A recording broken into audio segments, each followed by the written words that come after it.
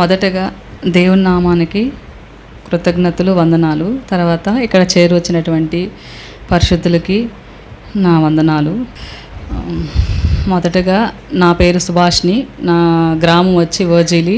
దేవుణ్ణి ఎరగక ముందు నా స్థితి ఎలాంటిదంటే, నిజంగా నేను పుట్టినప్పటి నుంచి, నాకు ఊహ తెలిసినప్పటి నుంచి నాకు శివుడంటే చాలా ఇష్టము.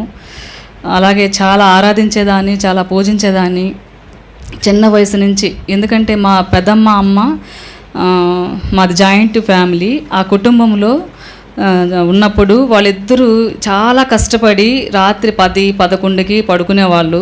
నాకు చిన్నప్పటి నుంచి వాళ్ళ పనులంతా చూస్తూ ఉండేదాన్ని.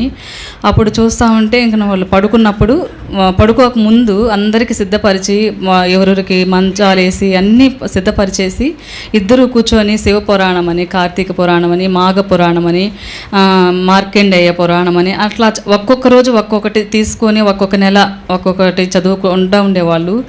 నన్ను పడుకోమన్నా నేను పడుకునేదాన్ని కాదు. వాళ్ళు చదువుతూ ఉంటే నేను వాళ్ళిద్దరి మధ్యలో పడుకొని వింటూ ఉండేదాన్ని. వాళ్ళిద్దరు చదువుకుంటా చెప్పుకుంటూ ఉంటే నేను వాళ్ళిద్దరి మధ్యలో పడుకొని వింటూ ఉండేదాన్ని.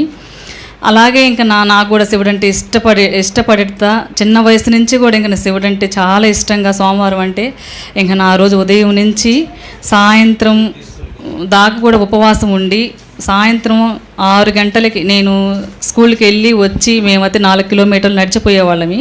నడిచిపోయి తిరిగి వచ్చే అంతవరకు కూడా ఉపవాసం ఉండి ఏమీ తినకుండా అట్టే వచ్చి సాయంత్రం వచ్చి మళ్ళీ తలస్నానం చేసి మా నాన్నమ్మని తీసుకొని 108 చుట్లు శివాలయం చుట్టూ తిరిగేదాన్ని. అంత ఓపికగా, అంత పిచ్చిగా దేవుడు అంటే కానీ, పెద్దలంటే కానీ, ముసలోళ్ళు అంటే కానీ అంత గౌరవంగా చూసుకుంటూ వచ్చేదాన్ని. చిన్నప్పటి నుంచి కూడా నా జీవితంలో నాకు దేవుడు అది నేర్పిస్తూ వచ్చాడు. నా తల్లిదండ్రులు కూడా నాకు అది నేర్పిస్తూ వచ్చారు. అలాగే జరిగిపోతూ ఉండింది. తర్వాత నేను ఇంటర్ దాకా ఇంటర్లో డిస్కంటిన్యూ అయింది. నాకు మ్యారేజ్ వచ్చింది. సంబంధం వచ్చినప్పుడు తర్వాత సరే అమ్మోళ్ళు చేసుకుంటావా అంటే, నాకు చదువు అంటే కూడా చాలా ఇష్టం. నా జీవితంలో నేను దేవుని తెలుసుకోకముందు, ఒకటి దేవుడు అంటే నాకు ఇష్టం, రెండోది చదువు అంటే. ఈ రెండు కూడా ఎప్పుడు కూడా నా జీవితంలో 2 భాగాలుగా ఉండేటివి. ఒకటి పోతే బడికి వెళ్ళేదాన్ని, లేదా రెండోది దేవుడి దగ్గరికి వెళ్ళిపోయేదాన్ని. ఈ 2 మాత్రమే నా జీవితంలో నేను చేస్తూ ఉండేదాన్ని. అప్పుడు చదువు నేను 10th క్లాసు ఫెయిల్ అయినాను. ఫెయిల్ అయినప్పుడు అందరూ కూడా ఎందుకు ఫెయిల్ అవ్వంటే, సరే దీంట్లో ఏదో ఒకటి నాకు నేర్పించబోతున్నాడు దేవుడు అనేసి, తర్వాత నేను సైన్స్ ఫెయిల్ అయినాను. 32 మార్కులు వచ్చాయి. మళ్ళీ తర్వాత అప్పుడు 1 ఇయర్ ఉండేది సప్లిమెంటరీ రాయాలంటే. ఆ 1 ఇయర్ వేస్ట్ అయిపోయింది నా జీవితంలో. చాలా ఏడ్చుకునేదాన్ని. కానీ తర్వాత మళ్ళీ చదువుకొని మళ్ళీ 64 మార్కులతో పాస్ అయ్యి మళ్ళీ నేను కోట ఇంటర్లో జాయిన్ అయినప్పుడు బైపీసీ తీసుకున్నాను. ప్రిన్సిపల్ మేడము, ఎందుకమ్మా నువ్వు సైన్సే పోయావు, మళ్ళీ సైన్సే తీసుకుంటే, అందుకే మేడం నేను ఎందుకు పోయానో, నేను ఎందుకు అదే చదవాలని నాకు ఆశ కలిగిందంటే ఆమె అందరి దగ్గర క్లాప్స్ కొట్టించింది. నిజంగా అసలు ఇలా చెప్పడం ఏందమ్మా అని అంటే, లేదు మేడం నేను తీసుకోవాలి, ఆ సైన్సే నాకు కష్టంగా ఉంది, దాన్నే తీసుకోవాలి అని అంటే సరే ఆమె మెచ్చుకునింది. అప్పటి నుంచి నేను ఇంటర్ ఎంత బాగా చదివేదాన్ని అంటే 6 నెలలు చదివాను. అంత బాగా చదివేదాన్ని. మొత్తం మెయింటెనెన్స్, కాలేజ్ మెయింటెనెన్స్ కూడా మొత్తం నాకు ఇచ్చేవాళ్ళు. చక్కగా చదువుతుంది, చక్కగా చేస్తుంది అనేసి ఇంకా అట్లా చదువుకుంటూ పోతా ఉన్న నా జీవితంలో మ్యారేజ్ వచ్చింది. తర్వాత తప్పనిసరి పరిస్థితులు చేసుకోవాల్సి వచ్చింది. అప్పటిదాకా కొంచెం వేరుగా ఉండింది జీవితం. తర్వాత నుంచి ఇంకొక జీవితంలోకి వచ్చాను. అప్పుడు కూడా దేవుడు అంటే భక్తిగానే కుటుంబంలో ఇంకా చేసుకుంటూ, ఈ ఓజలి గ్రామంలో వివాహం చేసుకుంటూ వచ్చినప్పటి నుంచి కూడా నా జీవితంలో ఎన్నో చూస్తూ వచ్చాను. ఒక మంచి కుటుంబంలోకి నన్ను దేవుడు తీసుకురావడం వచ్చింది. అప్పుడు అందరూ ఏమన్నారంటే, మా గ్రామం వాళ్ళంతా కూడా, నా పుట్టిన గ్రామంలో నిజంగా ఈమె బాగా శివునికి ఆరాధించుకునేది కాబట్టి ఈమెకు చక్కగా మంచి జీవితాన్ని ఇచ్చాడు దేవుడు అని సెలవిస్తూ వచ్చారు. అందరూ నోట అదే వచ్చింది. అప్పుడు కూడా నేను సరేలే, నిజమే కదా, నేను చేసింది నాకు వ్యర్థం కాలేదనుకున్నాను. అలాగే నా జీవితంలో జరిగిపోతూ వచ్చింది. తర్వాత వివాహం అయిన తర్వాత నాకు 2 కుమార్తెలు జన్మిస్తూ వచ్చారు. 12 సంవత్సరములు మేము బాగానే ఉండింది. అండ్ నేను విగ్రహారాధన చేసుకుంటూ వచ్చాను. నాకు అసలు నిజంగా యేసుక్రీస్తు ప్రభు అంటే నాకు అస్సలు తెలీదు. చిన్నప్పటి నుంచి కూడా అసలు మా గ్రామంలో యేసు ప్రభుని నమ్ముకున్న వాళ్ళు ఎవ్వరూ లేరు. మా పితరులకు తెలియదు, మా గ్రామంలో తెలియదు. నేను 6th క్లాస్లో అనుకుంటా, నాకు ఒక రెడ్ సిలువ ఒక మార్గంలో పోతా ఉంటే ఒక రెడ్ సిలువ గుర్తు దొరికింది. అసలు అది సిలువ గుర్తు కూడా తెలియదు నాకు. మా ఫ్రెండ్ని అడిగాను, ఇదేంది నాకు ఇలా దొరికింది, రెడ్గా ఉంది సిలువలాగా, అసలు సిలువ అని ఇదేంది ప్లస్ లాగా ఉంది అని అడిగాను. అది జీసస్మే, అది వేరే వాళ్ళు నమ్ముకుంటారు, అది మన దేవుడు కాదన్నది మా ఫ్రెండు. సరేలే అయితే ఏంలే అని నేను ఆ రోజు బుక్స్లో పెట్టేసుకున్నాను. ఇంకా దాన్ని దొరికిన దాన్ని పడేయకుండా ఇది వేరే దేవుడు ఏం అనుకోకుండా బుక్లో పెట్టేసుకున్నాను. అప్పుడు నా స్నేహితురాలు కూడా కొంతమంది దేవుని నమ్ముకున్న వాళ్ళు ఉన్నారు. కానీ వాళ్ళు కూడా చెప్పింది లేదు, ఇట్లా జీసస్ ఒక దేవుడు ఉన్నాడని ఎప్పుడు చెప్పింది లేదు. అయినప్పటికీ ఒక ఆయన పెద్ద ఆయన స్వామిదాస్ అయ్యవారు అని ఒక ఆయన మా నాన్న వాళ్ళకి వాళ్ళకి పితృలకు చెప్పినటువంటి టీచరు, చాలా పెద్ద ఆయన దేవుని నమ్ముకున్నాడు. ఆయన ఒకరోజు ఒక్క మాట చెప్పాడు, అమ్మా మీరు అందరూ దేవుని నమ్ముకోండి, చాలా గొప్ప దినాలు రాబోతున్నాయి, చాలా పరిస్థితులు రాబోతాయి. ఎప్పుడు 1999లోనో 97లోనే చెప్పాడు నాకు. 97, 96లో చెప్పాడు ఆ మాట. అప్పటి నుంచి నాకు ఆయన చనిపోయినప్పుడు కూడా మా స్నేహితుల దగ్గర నేను వెళ్ళాలి, అసలు క్రిస్టియానిటీ ఎలా పోడుస్తారు, ఎలా చేస్తారు, అట్లా అసలు ఎలా ప్రార్థన చేస్తారు నాకు తెలుసుకోవాలనేసి చిన్నప్పుడు నేను 6th క్లాస్ 7th క్లాస్ చదువుతున్నప్పుడే నేను వెళ్ళి వాళ్ళ ప్రార్థనలు చేసేది అవన్నీ చూసేసి వచ్చేసాను అంతే. ఇంకా మళ్ళీ మర్చిపోయాను. తర్వాత ఇంక నాకు చెప్పేవాళ్ళు లేక తెలిసింది లేదు. తర్వాత నా వివాహ జీవితంలోకి వచ్చినప్పుడు మా సహోదరి, మా ఆడపడుచు దేవుని నమ్మకం ఉంది. ఆమె బాల్యకాలంలోనే నమ్ముకునింది. నిజంగా అప్పుడు కూడా అక్క ఇప్పుడు కూడా దేవుని నమ్మకమే అనేది లేదు. ఆ పాటికి ఆమె వెళ్తూ ఉండేది. సరేలే అదొక దేవుడు ఉన్నాడేమో అనుకునేదాన్నే, కానీ ఎప్పుడు కూడా నాకు ఆమె చెప్పింది లేదు, నేను ఆమెను అడిగింది లేదు. ఎప్పుడు నేను ఆమె దేవుడిని విమర్శించలేదు లేదు, నా దేవుడిని ఆమె విమర్శించింది లేదు. నా పాటికి నేను, ఆ పాటికి ఉండింది. తర్వాత కొంతకాలం తర్వాత దేవదాస్ బ్రదర్ అని ఒకరు వచ్చారు ఇక్కడికి పరిచర్య చేయడానికి. ఆ బ్రదర్ వచ్చినప్పుడు చిన్న కొత్త నిబంధన పుస్తకం ఇవ్వడం జరిగింది. ఆ తర్వాత నాకు చెప్పడం జరిగింది, యేసుక్రీస్తు నమ్ముకోండి అమ్మ, మీరు మంచిగా మార్గంలోకి పోతాడు, ఆయన అది కులం కాదు, మతం కాదు, అది ఒక మార్గం, దేవుని నమ్ముకోండి అమ్మ అంటే, సరే ఎందుకో ఇదేదో కొత్తగా ఉంది విందాము అనేసి తీసుకున్నాను ఆ బుక్. అప్పటి నుంచి ఎన్నిసార్లు రిపీట్ చేశాను ఆ బుక్ని. చదువుతాను, నాకు అసలు ఏం అర్థం కాలేదు, అసలు యేసు ప్రభు ఎవరు, పుట్టింది ఎక్కడ, అసలు ఏం అర్థం అయ్యేది లేదు ఫస్ట్లో. అయినప్పటికీ వినడం స్టార్ట్ చేసినాను. సరే చదవడం మనకు తెలియదు కదా, ఈ వాక్యాలు మనకు అర్థం కాదు, మొదలు విందామనేసి ఆ బ్రదర్లు వచ్చినప్పుడల్లా కలిసేవాళ్ళు, రోజు వాక్యం చెప్పేవాళ్ళు. అప్పటి నుంచి నాకు ఇంట్రెస్ట్ కలుగుతూ ఉండింది. అప్పుడు ఇంకా మా ఆడపడుచు కూడా దేవుని నమ్ముకునింది కాబట్టి ఆమె పక్షం కూడా నేను సెలవిస్తూ ఉండేది. ఇంకా నా అప్పటి నుంచి ఇంకా ఆమె పక్కన కూర్చోవడము, దేవుడి గురించి చెప్పడము, వినడము, అంటే ఇంకా చూస్తే అబ్జర్వ్ చేస్తా ఉన్నాను, ఇవి మంచి దేవుని నమ్ముకునిందేమో అని. అయినప్పటికీ నేను పూజలు విడిచిపెట్టింది లేదు. బాగా అసలు ఎంత విగ్రహారాధన అంటే అసలు అంత విగ్రహారాధన చేసేదాన్ని. ఉదయకాలం మందు లేసి నిద్రలేయడం, స్నానం చేయడం, అన్ని పనులు పూర్తి చేసుకొని 5వ గంటకంతా పూర్తి చేసుకొని అప్పుడు పూజ చేసుకొని నేను ఏ పని చేసేది లేదు, అన్ని పనులు చేసుకునేదాన్ని. ఎంత కష్టమైనా అత్తగారింటికి వచ్చిన తర్వాత నాకు అసలు వంట చేయడం అనేది నాకు తెలీదు. చదువుకుంటా ఉండి బుక్స్లు పక్కన పెట్టేసి వచ్చి మధ్యలోనే వివాహం జరిగింది. ఇక్కడ ఎంత అంటే అనేక మంది కూలోళ్ళు పనోళ్ళు ఉన్నా కానీ నాకు ఇది ఎలా చేయాలనేది కూడా తెలియదు. అప్పుడు కూడా దేవుడి పట్టాల దగ్గరికి వెళ్ళి, ప్రభు నేను నమ్ముకున్న దేవుణ్ణి ఇది ఎలా నాయన, నేను నాకు తోడుగా ఉండననేసి ఒక ప్రార్థన చేసుకుని వెంటనే స్టార్ట్ చేసేదాన్ని. అట్లా చేసుకుంటూ వచ్చాను. తర్వాత నా జీవితంలో 12 సంవత్సరంలో అలాగే గడిచిపోతూ వచ్చింది. 12వ సంవత్సరం అయిపోయిన తర్వాత 2010లో మా హస్బెండ్కి బాలాకుండా వచ్చింది. నేను అప్పటికి కొంచెంగా తెలుసుకొని ఉన్నాను, దేవుడు అంటే యేసుక్రీస్తు అనే దేవుడు ఉన్నాడు, ఒక దేవుడు ఉన్నాడు అనేది తెలుసుకుంటూ వచ్చాను. సరే ఎన్నో పూజలు చేశాను, ఎన్నో వ్రతాలు చేశాను, చేయనట్టు లేదు. ఎన్ని వ్రతాలు అంటే నాకు తెలిసినటువన్నీ ఎన్ని చేశానంటే ఫస్ట్ స్టార్టింగ్ గోపూజ నుంచి, గడప పూజ నుంచి ఎన్నో పూజలు చేస్తూ, ఎన్నో విగ్రహారాధనలు చేస్తూ, అయ్యప్ప స్వామి భక్తులు అంటే ఆడికి వెళ్ళిపోతూ, ఎక్కడ పాటలు పాడమంటే ఆడ పాటలు పాడుతూ అట్లా తిరుగుతూ ఉండేదాన్ని. అందరూ ఈ అమ్మాయి పిచ్చిదైపోతుందేమో, ఏంది ఇంత దేవుడు భక్తి అని అంటే మా అమ్మకి చెప్పేవాళ్ళు. ఒక పెద్ద స్వామి వచ్చి, ఎందుకమ్మా ఈ అమ్మాయి అసలు ఉదయం నుంచి తిందయ్యా ఇట్లాగే ఉంటుంది, అప్పుడు బాగా వీక్గా ఉండేదాన్ని, ఇట్లా రోజు ఉపవాసం అంటుంది అంటే, దేవుడు అన్నం తినకుండా నేను చేయమనలేదమ్మా అంటే అయినా ఎందుకో నాకు అయినా కానీ నాకు ఉండాలనిపిస్తుంది, నాకు ఆకలితే లేదు స్వామి అంటే, సరే ఆ అమ్మాయికి ఇష్టం ఉంది కాబట్టి అమ్మాయిని వదిలేండి అని చెప్పేవాళ్ళు. ఎక్కడ పూజలు జరుగుతున్నాయి, ఎక్కడే జరుగుతున్నా వెళ్ళిపోవడమే కానీ వెనక తిరిగి చూసుకునేదాన్ని కాదు. అలా జరుగుతూ ఉన్న జీవితంలో తర్వాత మా హస్బెండ్కి క్యాన్సర్ రావడం జరిగింది. ఫస్ట్ అది థ్రోట్ క్యాన్సరు. అప్పుడు మా అక్కకి చెప్పాను, ఇట్లా ఏందో ఆయన మింగలాకుంటున్నాడు, నొప్పిగా ఉంది, వాసిపోతూ ఉందంటే అప్పుడు నెల్లూరు తీసుకెళ్లారు. అక్కడ ట్రీట్మెంట్ చూడంగానే అక్కడ చెప్పారు. సరే అక్కడి నుంచి తీసుకొచ్చారు. అప్పుడు దాకా నేను విగ్రహారాధన చేస్తూనే ఉన్నాను. అప్పుడు ఒకసారిగా శ్యామలకి ఏమనిందంటే, నిజమైన దేవుడు ఉన్నాడు యేసుక్రీస్తు ప్రభువు, ఒకసారి ఆయన్ని ప్రార్థించుకో, నీ జీవితంలో మంచి చేస్తాడంటే, సరే ఇప్పుడు దాకా ఇన్ని చేశాను కదా, దేవుడికే కదా నేను చేశాను అంటే దేవుళ్ళు కాదా వీళ్ళు అంటే నాకు ఇంకా నా నుంచి ప్రశ్నలు మొదలు పెట్టడం జరిగినాయి.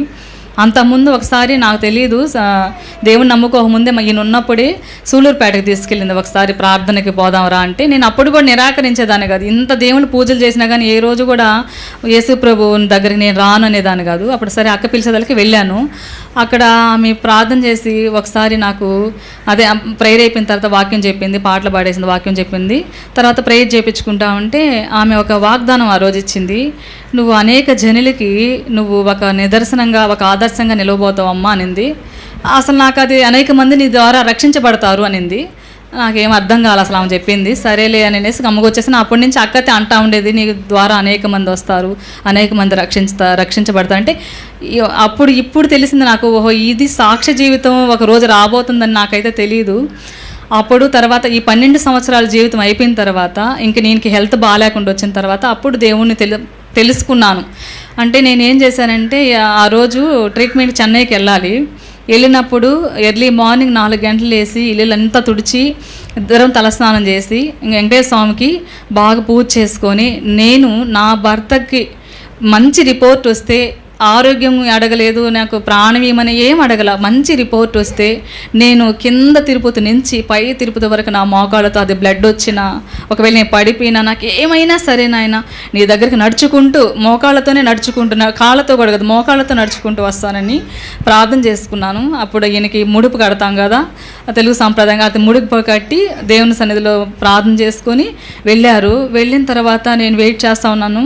అప్పుడు ల్యాండ్ ఫోన్ ఉంది. అప్పుడు ఫోన్ చేసి ఏమైందంటే, లేదు వచ్చేస్తున్నాం అనగానే ఇంకా నాకు అర్థమైపోయింది, వచ్చేసేది ఏంది, మనం ట్రీట్మెంట్కి కదా వెళ్ళింది ఏంటంటే, వాళ్ళు ఇంకా నేను 2 నెలలు బ్రతుకుతాడు, ఈయనకి అసలు ట్రీట్మెంట్ అవసరం లేదు, ఈయనకి ఏ స్కాను అవసరం, తీశారు స్కాన్లన్నీ, ఇంక ఇవన్నీ అవసరం లేదని శ్యామలకు వాళ్ళ మా బాబాయికి చెప్పేసాను అన్నీ. ఇంక ఈయనకి ఎందుకు 1 నెల రోజులు తిరిగారు అడియారికి, ఈయనకి ఇన్ని అవసరం లేదయ్యా, మీరు మంచి ఫుడ్ మంచి ప్రదేశాలకు తిప్పేయండి, ఈయనకి ఇంకా నా ట్రీట్మెంట్ ఏం అవసరం లేదు, ఎందుకు ఈయనకి ట్రీట్మెంట్తో ఈయన్ని చంపేస్తాము, ఈయన హ్యాపీగా ఉన్న రోజులు ఆయనకి ఇష్టమైన ప్రదేశాలు, ఇష్టమైన దగ్గరికి, ఇష్టమైన వాళ్ళతో ఉంచేయండి అని చెప్పానంటే, ఆయన మదన పడతా బాధపడతా మాకు చెప్పలేక చాలా బాధపడతా వచ్చాడు. అలా ఏమి లేదులే అమ్మ బాగుంది, ఇక్కడ నెల్లూరులో కూడా ఉంది కదా క్యాన్సర్ హాస్పిటల్, అక్కడ చేర్పిద్దాంలే అంటే నాకు ఇక డౌట్ వచ్చింది. ఎందుకంటే చెన్నైలో అంటే బెస్ట్ ట్రీట్మెంట్ అంటారు కదా, ఇంక నెల్లూరుకి ఏంది మళ్ళీ ట్రీట్మెంట్, ఇక్కడ అసలు హాస్పిటల్ ఏముందని ఇంకా అప్పటి నుంచి నాకు ఒక డౌట్ అనేది మొదలు పెడతా వచ్చింది. ఇంక దిగులు పడిపోయినాను. ఇంకా అంటే నాలో ఇంకా నేను లేను. అప్పుడు అందరూ నిద్రపోయిన తర్వాత ఆ రోజు నైట్ 10-11కి వచ్చారు. ఇంకా అప్పుడు నాకు ఏం బాబాయ్ ఏం చెప్పారంటే, ఏం లేదమ్మా నెల్లూరులో చేర్పించమన్నారంటే, నెల్లూరులో ఏంది బాబాయ్ అంత మంచి హాస్పిటల్స్ ఆడుండగా నెల్లూరులో ఏందంటే, లేదమ్మా ఏడు కూడా ఉంది కదా మీరు అక్కడ చేర్పించుకోండి అన్నాడు. నాకు అట్లా చెప్పాడు ఆయన. అసలు ట్రీట్మెంటే వద్దన్నారు, కానీ నాకు అలా చెప్పాల్సి వచ్చింది, మేము బాధపడతామని. ఇంకా ఆ రోజు నైట్ నేను మామూలుగా నేను నమ్ముకున్న దేవుళ్ళ దగ్గరికి పోయి, మీరు నిజంగా దేవుళ్ళు కదా, అసలు ఈయనకి ట్రీట్మెంటే లేదా, అసలు ఏందని అనేసి బాగా రాత్రంతా అసలు నిద్రపోలేదు. ఎక్కడున్నానంటే దేవుడి గదిలోనే ఆ పటాల దగ్గరే పడుకునేస్తున్నాను. తెల్లారేటప్పటికి మళ్ళీ లేచి మళ్ళీ నా పని నేను చేసుకోవాలన్నమాట. ఎంత బాధ ఉన్నా నా పని అయితే నాకు ఉండేది. అది ఎంత బాధ అయినా, నేను అన్నం తినకపోయినా తిన్నా, నాకు నీరసం ఉన్నా, నా బాడీలో నాకు చెప్పుకోలేని పరిస్థితి ఉన్నప్పటికీ నా పని అయితే, నేను ఎంత ఉదయాంతో 4 గంటలకు లేచి నా పని అయితే నాకు ఎప్పుడు ఉండేదన్నమాట. పని అయితే వేరొకరు చేస్తారని నేను ఎప్పుడు ఆశపడేదాన్ని కాదు, నా పని వేరొకరు చేయాలని ఆలోచించేదాన్ని. నా పని నేను చేయాలనేసి ఉదయకాలమే చేసుకొని మళ్ళీ నా బాధ నేను అలాగే ఉంటే, సరే ఒకసారి దేవుని నమ్ముకున్నాము. ఈ దేవుళ్ళందరూ ఏమైపోయినారు అనేసి నాకు ఇంకా విరక్తి పుట్టడం స్టార్ట్ అయింది. ఇంకా అసలు దేవుళ్ళు లేరా, ఇదే ప్రశ్న ఏంది అని అనేసి, ఎందుకు సాయి ఇలా చేసావు? నాకు సాయిబాబా అంటే కూడా నిజంగా మీరు నమ్మరు, సాయిబాబాని నేను సాయి అనే పిలుస్తాను. ఒక మనిషిని పిలిచినట్టు సాయి అని పిలుచుకునేదాన్ని.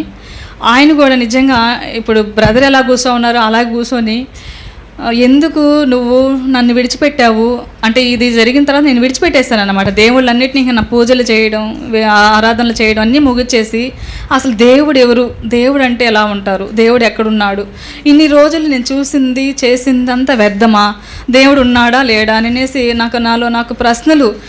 ఈయనకు ఒక పక్క బాగలేదు, పిల్లల స్కూల్కి వెళ్ళాలి, ఇంట్లో చూస్తే పనులు భారం, అసలు నాలో నేనైతే లేను. ఎంతగా అంటే చెయ్యాలి, ఒక యంత్రం ఎలా ఉంటుందో మనిషిగా అయితే నేను ఆ 10 నెలలు జీవించలేదు, ఒక యంత్రంగానే పనిచేస్తూ వచ్చాను. నిజంగా ఆ మిషన్లకైనా ఆయిల్ పోస్తే నడుస్తాయేమో కానీ నాకైతే అసలు ఆహారం లేదు. ఏదో నాలో నేను మదన పడిపోయేదాన్ని. ఇన్ని రోజులు నాకు సాక్ష్యం చెప్పాలన్నా కానీ భయం, ఎందుకంటే నాకు భయం వచ్చేస్తుంది. నా జీవితాన్ని ఒకసారి వెనక్కి ఇంత జీవితం మన జీవితంలో జరిగిందా అనిపిస్తుంది. నా గురించి తెలిసిన వాళ్ళకి కొంచెమే తెలుసు, ఆవగించలు కాలు భాగం కూడా తెలియదు. తెలిసింది నా దేవుడికి మాత్రమే నా గురించి మొత్తం తెలుసు. కానీ ఆ స్థితిలో దేవుని నమ్ముకున్నాము, దేవుని తెలుసుకున్నాము అని అనేసి ఇంకా శ్యామలకి చెప్పడం స్టార్ట్ చేసింది. అప్పుడు ఇంకా పరుగులు ఎడతా వచ్చాను, దేవుడు ఎక్కడున్నాడు, నా భర్తని రక్షించుకోవాలి, కాపాడుకోవాలి, ఆయన ప్రాణం నిలబెట్టుకోవాలనేసి ఇంకా పరుగులు తీసుకుంటూనే వచ్చా. అప్పుడు చేసిన పరుగు ఇప్పుడు దాకా ఆగలేదు. ఆ పరుగులో సూలూరుపేటకి వెళ్ళాము, ఎక్కడ ప్రార్థనలు అంటే అక్కడికి వెళ్ళాము.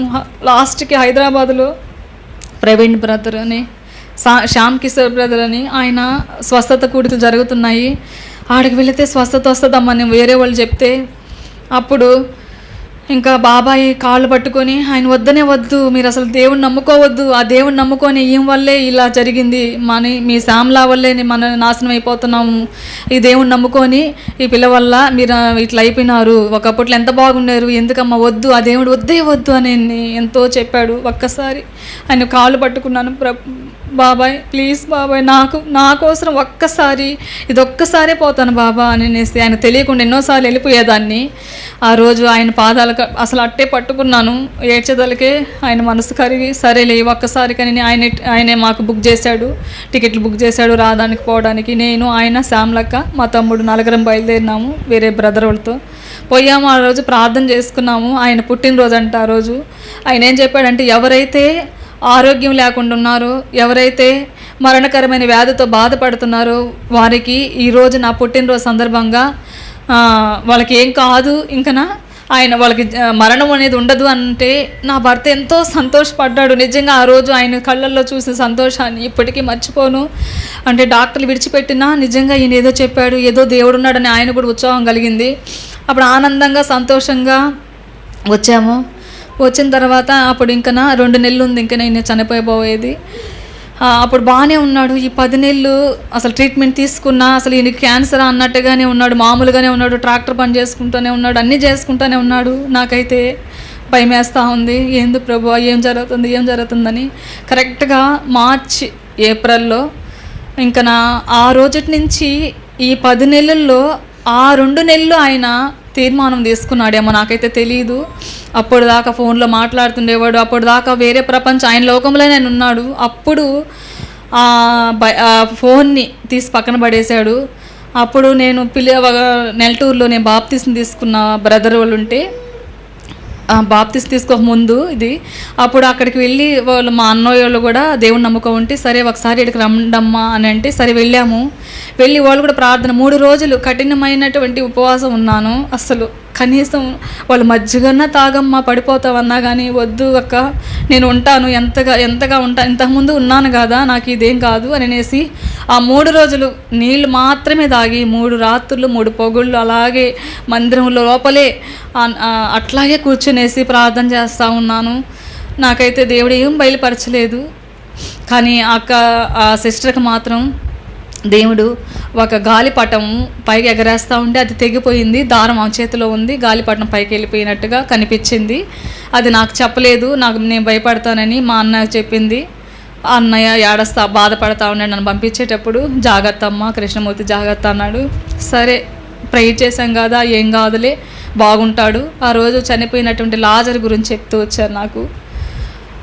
నిజమే కదా, మార్తా మరియమ్మ వాళ్ళు యొక్క ప్రార్థన జీవితంలో ఎంతో చూశారు. తన తమ్ముడిని బ్రతికించుకున్నారు కదా. నా భర్తని శ్యామలకు కూడా తను చెప్తుంది కదా, ఆమె కూడా బ్రతికించుకుంటాదిలే, నేను కూడా బ్రతికించుకుంటాలి అనే ఉద్దేశంతో ఆ రోజు వచ్చేసాను. ఇంకా 2 నెలలు ఆయన చాలా అప్పుడు అడిగారంట బ్రదర్తో, బ్రదర్ నాకు బ్రతకాలని ఉంది. అప్పుడు దాకా ఆయనకి అసలు చనిపోతాము, ఇది ఒక మరణకరమైన రోగం అని ఆయనకి తెలియదు. అది లాస్ట్ స్టేజీలో కనుక్కున్నాము. అడ్వాన్స్ స్టేజీ, బాడీ మొత్తం పాకిపోయింది, బాడీలో ఉన్న ప్రతి అవయం చెడిపోయింది.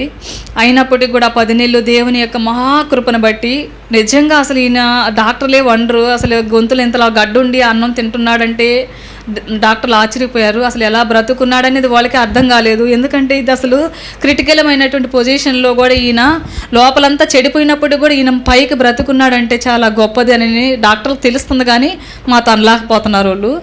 సరే అప్పుడు 2 నెలలు అయిపోతుంది, ఇంక 2 నెలలే బ్రతుకుతాడు, మాకు తెలియదు 2 నెలలే బ్రతుకుతాడని. ఆ లాస్ట్ పెట్ స్కాన్ ఒకటి తీసుకురమ్మని డాక్టర్లు పంపించారు. నెల్లూరు వాళ్ళు కీమోలు అయిన పెట్టేసిన తర్వాత చెన్నైకి పోయి తిరుపతికి పోయి పెట్ స్కాన్ తీశారు. పెట్ స్కాన్లు అది రాగానే ఆ రోజు రాత్రి రిపోర్ట్ 8 గంటలకు తీసుకొచ్చారు. ఆ రిపోర్ట్ నేను చూశాను. చూడంగానే మొత్తం బ్లాక్ అయిపోయింది, ఎక్కడ కూడా కొంచెం కూడా లేదు. అప్పుడు నేను అక్కగా చూపించాను, అక్క ఇదేంది ఇలా ఉంది రిపోర్ట్ అంటే, నీకు మనకు తెలియదు ఏమీ, అదేం కాదులే అనింది. సరే బాబాయ్ అడిగితే లేదమ్మా బాగా వచ్చింది అన్నారు. కానీ నాకు కొంచెం చదువుకో ఉన్నాను కాబట్టి నాకు అర్థమైపోయింది దాన్ని చూడంగానే. దాంట్లో నో ఎవిడెన్స్ అని, ఏదో నాట్ అని, ఏదో కొంచెం చిన్న పదాలు నాకు అర్థం తెలుసు కాబట్టి అవి చూసి ఇదేదో జరిగి ఉంది, బ్లాక్ ఉంది ఏంటి, ఇట్లా ఉండకూడదు కదా ఫోటో అనేసి నేను అనుకొని ఆ రోజు రాత్రి అంతా ఇంక మదన పెడతానే ఉన్నాను. అప్పుడు బాబాయ్ వాళ్ళు గుంపులుగా కూర్చోవడం, ఆలోచించడం, మాట్లాడడం జరుగుతూ ఉంటే నాకు అర్థమైపోయింది. అప్పుడు సరే అని చెప్పేసి ఆ రోజు ఇంకా నిర్ణయించుకున్నారు వాళ్ళంతా. అప్పుడు మా తమ్ముడిని పిలిచి చెప్పారు, ఇట్లా కృష్ణమూర్తి బ్రతకడరా, ఇంక 2 నెలలే బ్రతుకుతాడంట, మీరు దగ్గరగా ఉండండి అని చెప్పారంట వాడికి. వాడు నాకంటే చిన్నోడు కదా, నాకంటే పెద్దోడైతే ధైర్యంగా ఉండేవాడు, నాకంటే చిన్నోడు కాబట్టి భయపడతా. నన్ను చూస్తే చాలు ఇంక నన్ను చూస్తే వాడికి ఏడుపు వచ్చేసేదంట, నన్ను చూడలేక వెళ్ళిపోయేసేది.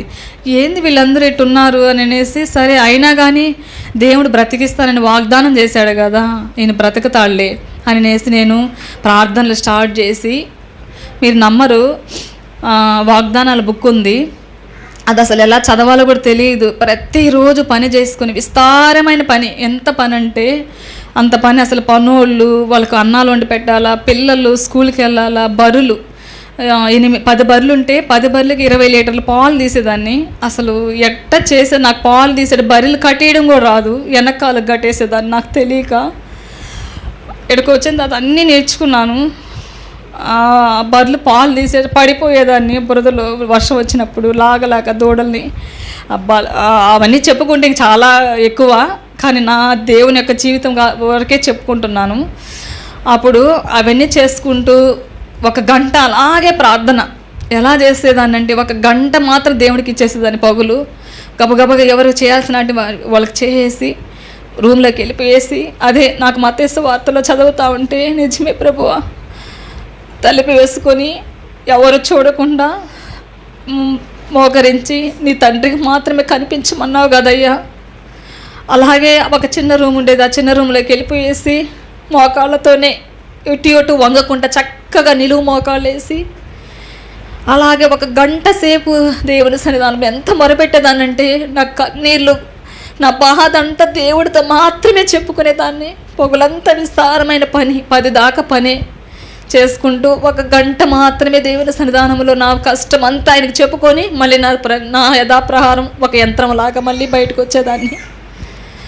కానీ నా వ్యక్తిగత విషయంలో ఎప్పుడు ఎవరికి చెప్పుకోలేదు, ఎవరితో పంచుకోలేదు. ఎన్నో జరిగాయి, చెప్పుకోలేనటివి ఎన్నో, చెప్పుకోవాల్సినటువంటివి ఎన్నో, అది చెప్పుకోలేను.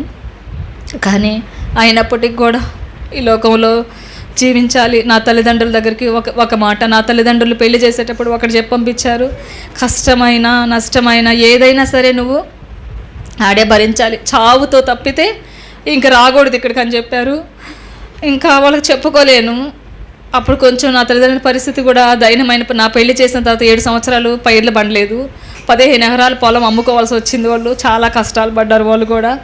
ఇంకా వాళ్ళు అలాంటి స్థితిలో ఉన్నప్పుడు నా జీవితం గురించి నేను చెప్పుకోవడం కరెక్ట్ కాదని నాకు నేనే సర్ది చెప్పుకొని, నాకు నేనే మోటివేషన్ చేసుకొని, ఒకరోజు ఉంటుందిలే, ఒకరోజు ఏదో ఒకరోజు దేవుడు మనకు సహాయం చేస్తాడనే ఉద్దేశంతో ఒక్కరోజు కోసం నేను ఎదురు చూస్తూ ఉన్నాను 25 సంవత్సరాల నుంచి. అప్పుడు 2010లో బాగా ఈయనకి సీరియస్ అయిపోయింది. ఇంకా 2011 శుక్రవారం మే నెల 24వ తేదీన చనిపోయారు. 20వ తేదీ నుంచే ఈయనకి బాగా సీరియస్ అయిపోయింది. ఇంక పడుకునేవాడు కాదు, అట్టే కూర్చో ఉండాలి. ఇంకా కూర్చోవాలన్నా కానీ ఇంక కూర్చోలేకపోయేది. బ్రీతింగ్ ప్రాబ్లం వచ్చేసింది, లంగ్స్ పూర్తిగా పాడైపోయినాయి. దుండులు వేసుకొని, నా బొడిలో దుండులు వేసుకుంటే ఆ దుండుల పైన తల వాల్చుకునేవాడు. ఏమన్నా చెప్పాడు అనుకుంటే అసలు అప్పటికే మాట పోయింది, చెప్పలేకపోయేవాడు. నేను ఏడుస్తుంటే ఇట్లా కళ్ళు తెరిచి నా పైన చూసేవాడు, కానీ అంతే ఇట్లా నేసుకొని తలక దించుకునేవాడు. అప్పుడు నేను నీకేమన్నా అయిపోద్దని దిగులుగా ఉందా నీకు అంటే ఇట్లా అన్నాడు. అప్పుడు నేనేమన్నానంటే, గొప్ప దేవుడు నమ్ముకున్నామయ్యా మనం, ఇప్పుడు ఆ దేవుడు నీకు నిజంగా ప్రాణం ఇస్తాడంటే ఇట్లా అన్నాడు. పిచ్చిదానా, నా ప్రాణం పోతుంటే కూడా నీకు ఇంకా బ్రతుకుతానని ఆలోచన ఉంది అని నాకు అర్థమయ్యేది ఆయన భాష. అయినప్పటికీ కూడా నన్ను దేవుని విడిచిపెట్టలేదు. ఆ స్థితిలో కూడా దేవుని ఆరాధిస్తూ ఉండేదాన్ని. ఒకరోజైతే బాగా బాధపడతా ఉన్నాడు, కాళ్ళ నొప్పులతో విపరీతమైనటువంటి. డాక్టర్లు అయితే ఒక చిన్న డాక్టర్ని మీరు ఇంట్లో పెట్టుకోవాలి, ఆయనకు భయంకరమైన నొప్పులు వస్తాయన్నారు. సరే మేమైతే డైక్లోఫెనెక్స్ ట్యాబ్లెట్ ఒకటి వేసి ఆ ప్రార్థనాయలు అనుక్షణం ఎప్పుడు నొప్పి అంటే అప్పుడు, ఏ క్షణం అంటే నొప్పి అంటే అప్పుడు పోస్తూ ఉండేదాన్ని. అప్పుడు ఒక రోజైతే బాగా ప్రార్థన చేసుకొని, ప్రభువా నా భర్త నొప్పులతో బాధపడుతున్నాడు, ఒక డాక్టర్ని పెట్టుకోవాలంటున్నారు, కేకలు బయట వీధుల దాకా వినిపిస్తాయంటున్నారు, నేను ఇలాంటి స్థితి చూడలేను ప్రభువా అని ప్రార్థన చేస్తే పడుకో ఉన్నాను. బాగా రాత్రి ఆయన కాళ్ళు ఒత్తి అక్కడే ఆ కాళ్ళ మధ్యలోనే పడుకునేస్తున్నాను. అప్పుడు నాకు ఒక పెద్ద ఆయనలాగా చాలా ఫుల్ షర్ట్, వైట్ షర్ట్ వేసుకొని దావతలాగా పంచి కట్టుకొని ఇప్పుడు ఉన్నట్టే ఉంది వచ్చాడు. వచ్చి అలాగే నా తల మీద ఇలా చేయబెట్టాడు. తలబెట్టి నన్ను లేపి, బాధపడబాకమ్మా, నొప్పులు రానీను అన్నాడు. అంతే, ప్రాణం ఇస్తానని చెప్పలేదు, ఇంకా నుంచి ఆయనకి నొప్పులు రానీను నేను అన్నాడు. సరే, నాకు దిగ్గును మెలకు వచ్చింది. అప్పుడు లేచి చూశాను. లేచి చూసి ఈయన అప్పటిదాకా నొప్పులతో బాధపడుతున్న ఆయన ప్రశాంతంగా నిద్రపోతున్నాడు. లేచి చూసి, అమ్మ నొప్పులు తగ్గినట్టున్నాయి ప్రభువా, నాకు కనిపించావా, నువ్వు నాతో మాట్లాడావా అనేసి ప్రార్థన చేసుకొని మళ్ళీ స్టార్ట్ చేసిన ఒత్తడము స్టార్ట్ చేసి ఆ 4 రోజులు 20, 21, 22, 23 ఈ 4 రోజులు అలాగే చేస్తూ ఉన్నాను. రాత్రి నిద్రలేదు, పొగులు అంతా పని, వచ్చేవాళ్ళు పోయేవాళ్ళు వచ్చేస్తూ ఉన్నారు. ఏం చెప్పాలో అర్థం కాని పరిస్థితి. ఎవరు ఎన్ని వచ్చినా నాకైతే ఈయన కోసమే ఆలోచన వస్తూ ఉండేది. ప్రార్థన చేస్తూనే ఉండేది అనుక్షణము. అప్పుడు మా నాయన వచ్చాడు, 20వ తేదీ వచ్చాడు. ఆ రాత్రి ఉంటే ఆయన గంటకి వచ్చి చూసేవాడంట. నేను ఎప్పుడు చూసినా ఆయన పాదాలన్నా ఒత్తుతుండేదనంట, కాళ్ళన్నా చేతులన్నా ఒత్తుతుండేదంట, తలన్నా ఒత్తుతుండేదంట. ఆయనకి ఇంక నిద్ర పట్టలేదంట. అమ్మో, నా బిడ్డ ఇంత కష్టపడిపోతుంది, నేను చూడలేననేసి ఎప్పుడు తెల్లారింది అప్పుడు లేచి వెళ్ళిపోయి మా అమ్మతో కూర్చొని ఏడుస్తా, అమ్మ నా బిడ్డ భయంకరంగా చేస్తుంది, భయంకరంగా బాధపడుతుంది, రాత్రి తెలవదు నిద్ర లేదు, ఇద్దరికి అమ్మ నేను చూడలేకపోతున్నాను, ఏమైపోతాడు అనేసి వాళ్ళిద్దరూ ఏడ్చుకుంటూ ఉండేవాళ్ళంట. అప్పుడు తర్వాత ఇంకంతే 24వ తేదీ వచ్చేసింది. నైట్ 10 అయిపోతూ ఉంది టైము. అప్పుడు కూడా కొంతమంది సిస్టర్ని కలిసి ప్రార్థన చేసుకోవాలని కూర్చో ఉన్నాము. నాకు తెలిసిపోతూ ఉంది, భయం అంటే నాకు నిరామయం అయిపోయింది. ఆయన అప్పుడు దాకా పడుకోలేని స్థితిలో ఉన్నటువంటి వ్యక్తి పడుకునేశాడు. అప్పుడు శామ్లకి ఏముందంటే, అబ్బయ్య 4 రోజుల నుంచి పడుకోలేదు కదమ్మా, ఫ్రీ అయిపోయినాడు, ఇంక నేను కాదు అబ్బాయికి అని చెప్తా ఉంది. నాకు ఎక్కడో అనిపిస్తుంది, ఇప్పుడు దాకా పడుకోకపోవడం ఏంది, ఇప్పుడు పడుకోవడం ఏంది, నేను పడుకునేస్తున్నాను, ఏదో జరుగుతుంది ప్రభువా, అంటారు కదా, భర్త దగ్గరే భార్య ఉంటే భర్త యొక్క ప్రాణాలు తీసుకోడని. నేను నిజంగా సతీ సావిత్రిది చదివాను, ఆ పుస్తకాలన్నీ చదివేదాన్ని. అంటే నాకు అది అనిపించింది, ఆ సతీ సావిత్రి ఉన్నంతసేపు భర్త ప్రాణాలు తీసుకోలేకపోయాడు ఈ హిందూ పురాణం ప్రకారం. నేను ఏమనుకున్నదంటే, నాకు అప్పుడు ఆ క్షణం ఎప్పుడు నేను ఆయన విడిచిపెట్టిన దాన్ని ఒక క్షణం ఎందుకో నాకు నిద్ర మత్తు కలుగు చేసి వెంటనే పక్కకు వచ్చి పడుకున్నాను. వీళ్ళందరూ వచ్చిన అన్నం తిందో అంటుంటే నాకు వద్దు, ఇప్పుడు మళ్ళీ తింటానని అట్లాగే అనుకుంటున్నాను, పడుకుంటున్నాను. ఈయనకి ఏమైందో, మా చెల్లి శ్యామలక్కని చూసుకోండి అని చెప్పేసి మేము చూసుకుంటాంలే పడుకోబోలేదు అట్టే పడుకునేసినాను. ఆయన వాళ్ళతో అడుగుతా ఉన్నారు, ఈ అమ్మాయి ఏది అని అడుగుతా ఉన్నారంటే వాళ్ళకి అర్థం కాలేదు. అప్పుడు ఇంక లాస్ట్ చనిపోయే స్టేజ్లో వచ్చి నిల్చుకున్నాను, ప్రార్థన చేద్దాం. అప్పుడు కూడా ఆయన సార్ చూడలేదు, షాప్ వేసుకుని ప్రార్థన చేద్దామని కూర్చొని ప్రార్థన చేస్తూ ఉన్నాను.